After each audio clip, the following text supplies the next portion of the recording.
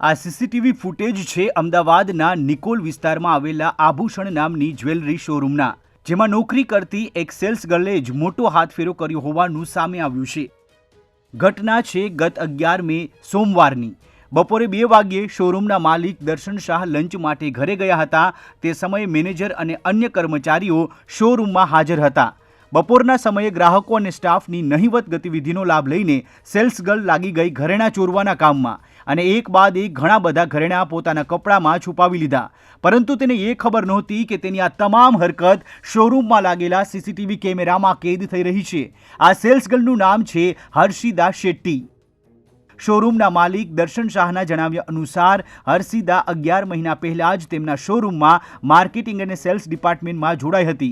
હર્ષિદાએ શોરૂમમાં મોટો હાથફેરો કર્યો છે તેની ખબર શોરૂમના માલિકને ત્યારે થઈ જ્યારે એક ગ્રાહકને તેઓ ઘરેણાં બતાવી રહ્યા હતા। ત્યારે કાનજીભાઈ નામના સ્ટાફ સભ્યે ટ્રેમાં રહેલી સોનાની એક લકી ઓછી હોવાની જાણ કરી। ત્યારબાદ શોરૂમના સીસીટીવી કેમેરાની તપાસ કરવામાં આવી। ફૂટેજમાં હર્ષિદા શેટ્ટી સાંજે 4 થી 4:30 વાગ્યાની આસપાસ તેની સીટ પાછળના કબાટમાંથી સોનાના દાગીના કાઢીને તેના કપડાં અને પેન્ટના ખિસ્સામાં મૂકતી નજરે પડી હતી। ત્યારબાદ તે બીજા માળે સ્ટોર રૂમમાં ગઈ અને તેની બેગ લઈને શોરૂમમાંથી નીકળી ગઈ। અન્ય કર્મચારીઓએ જણાવ્યું કે ઇમરજન્સી કામ હોવાનું જણાવીને તે સાંજે 4:30 વાગ્યે નીકળી ગઈ હતી અને તેને કહ્યું કે તેણે માલિક પાસેથી આ અંગે રજા લઈ લીધી હતી। જો કે ફરિયાદીના જણાવ્યા અનુસાર તેને આવી કોઈ રજા આપી નહોતી। શોરૂમના માલિકે જણાવ્યું કે જ્યારે તેણે આરોપી મહિલાને ફોન કર્યો ત્યારે તેનો મોબાઈલ ફોન બંધ આવતો હતો।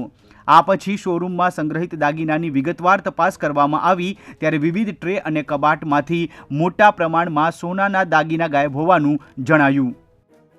પોલીસ ફરિયાદ મુજબ ચોરાયેલા દાગીનામાં સોનાની ચેઇન, લકી, વીંટી, ઘડિયાળ, બુટ્ટી, મંગળસૂત્ર અને પેન્ડેન્ટનો સમાવેશ થાય છે।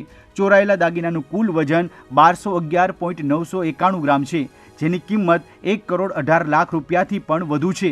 શોરૂમના માલિકની ફરિયાદના આધારે નિકોલ પોલીસે નિકોલમાં જ રહેતી હર્ષિદાબેન રાજેન્દ્રભાઈ શેટ્ટી વિરુદ્ધ કેસ દાખલ કર્યો છે। હાલ નિકોલ પોલીસે ચોરીનો કેસ નોંધીને મોબાઈલ લોકેશન, સીસીટીવી ફૂટેજ તેમજ અન્ય ટેકનિકલ પુરાવાના આધારે હર્ષિદાની તપાસ શરૂ કરી છે। Bureau report, ETV Bharat.